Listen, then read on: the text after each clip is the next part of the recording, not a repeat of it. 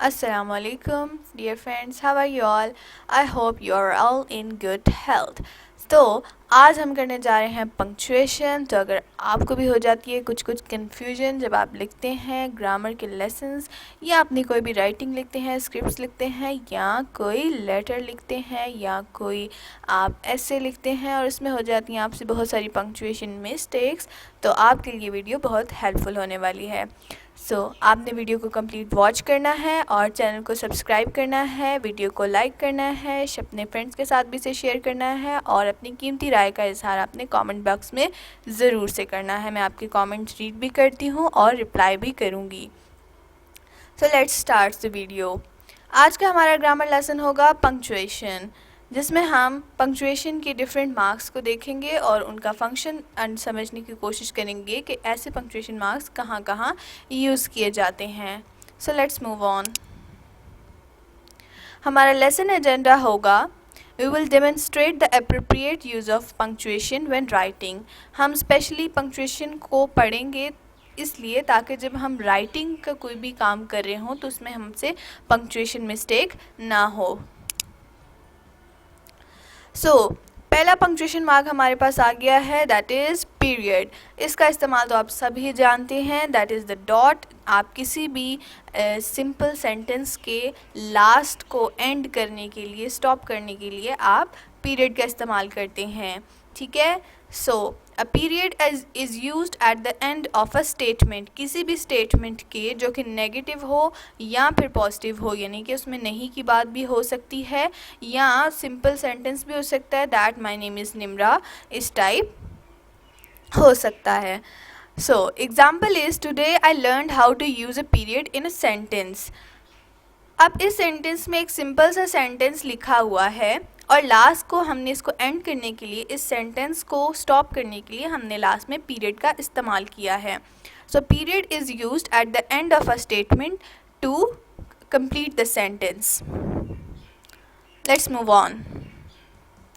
Next punctuation mark हमारे पास है एक्सक्लेमेशन पॉइंट। इसको एक्सक्लेमेशन मार्क भी कहते हैं।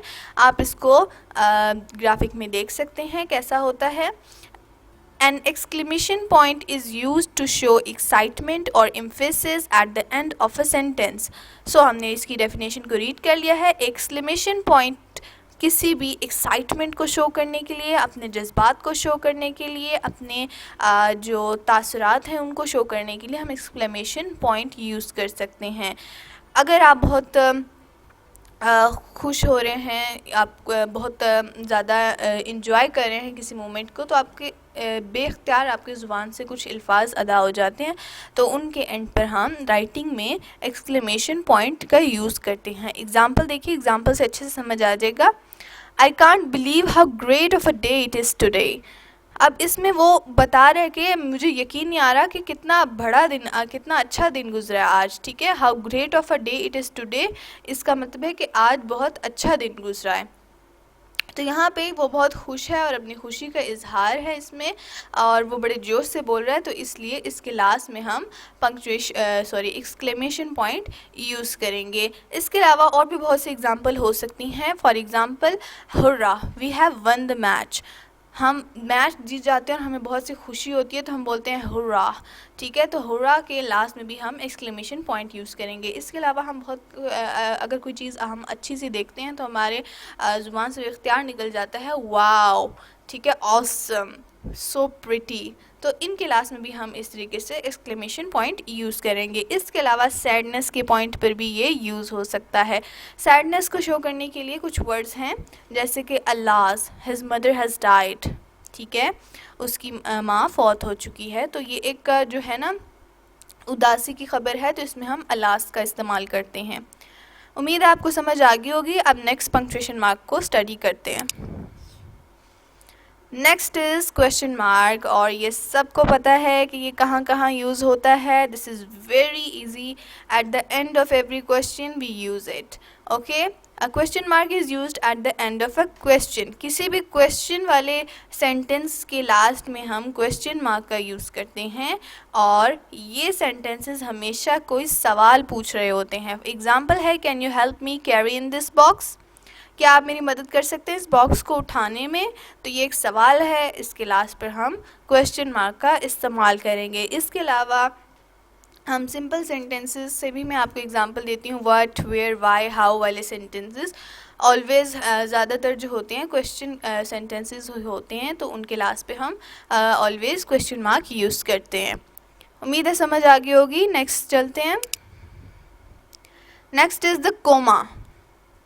अब कोमा का क्या यूज़ है? अक्सर लोग इसमें कंफ्यूजिंग रहते हैं, तो आज हम कोमा, सेमी कोलन, कोलन सबको देखेंगे।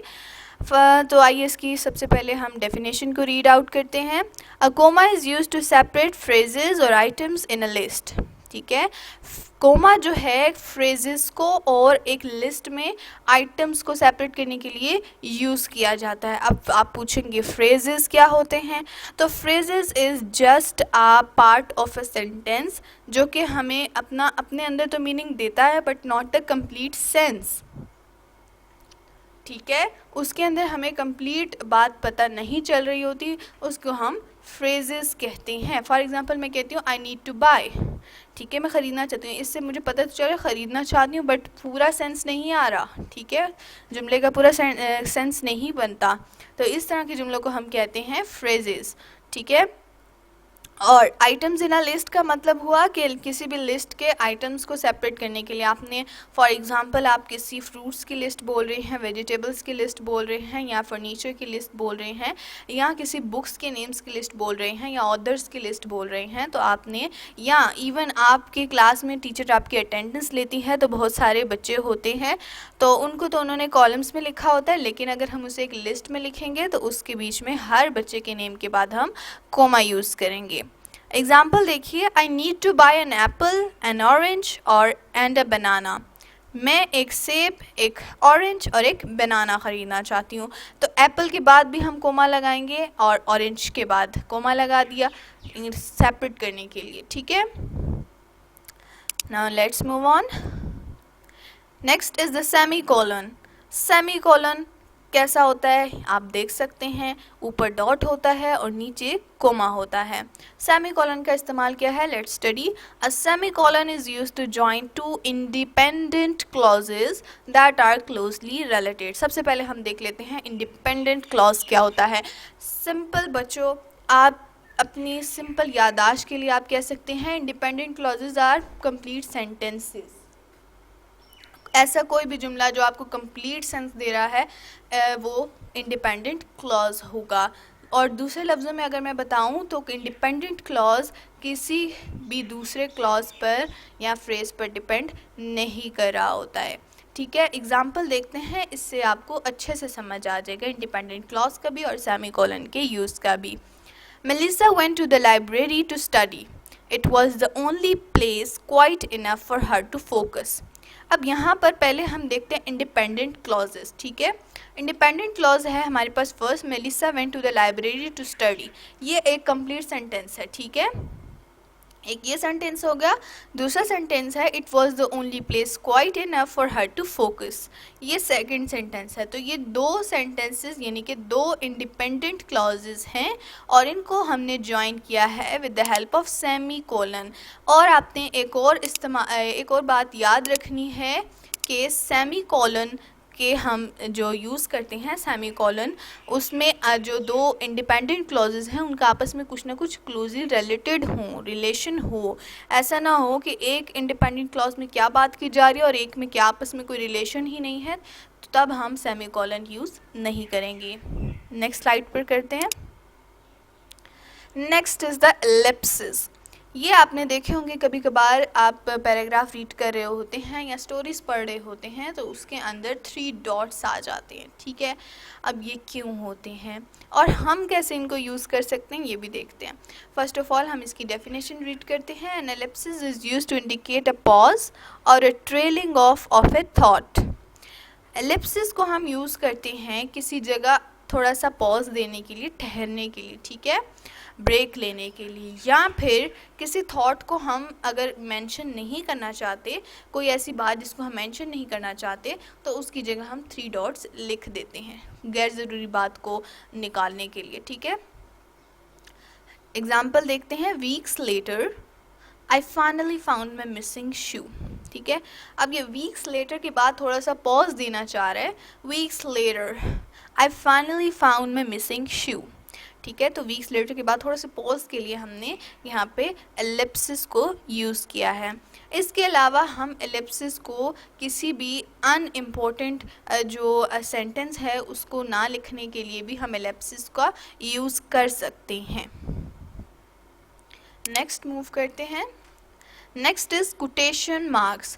कोटेशन मार्क्स क्या होते हैं? किसी भी आपने देखा होगा किसी की एग्जैक्ट जो वर्डिंग होती है, एग्जैक्ट जो उनकी स्टेटमेंट होती है, उनके बोथ साइड्स पर जो होते हैं इस तरह के कोटेशन मार्क्स लगे होते हैं। 2 अपोजिट कोमास, इन्वर्टेड कोमास होते हैं और 2 इस तरह कोमास लगे होते हैं। ठीक है, The quotation marks are used to mark the beginning and end of a quote or to show speech used in a sentence. Quotation marks का यूज़ क्या है? ये किसी भी जो कोट है या सेंटेंस है या किसी के एग्जैक्ट जो अल्फाज हैं, किसी की स्पीच जो है उसको शो करने के लिए, उसका बिगनिंग और एंड को इंडिकेट करने के लिए कोटेशन मार्क्स यूज़ करते हैं। अब आप एग्जाम्पल देखिए, एग्जाम्पल में अच्छे से समझ आएगा। I'm excited to go to the zoo this weekend, exclaimed मोली। मोली ने पुरजोशी में कहा कि मैं एक्साइटेड हूँ ज़ू जाने के लिए इस वीकेंड पे।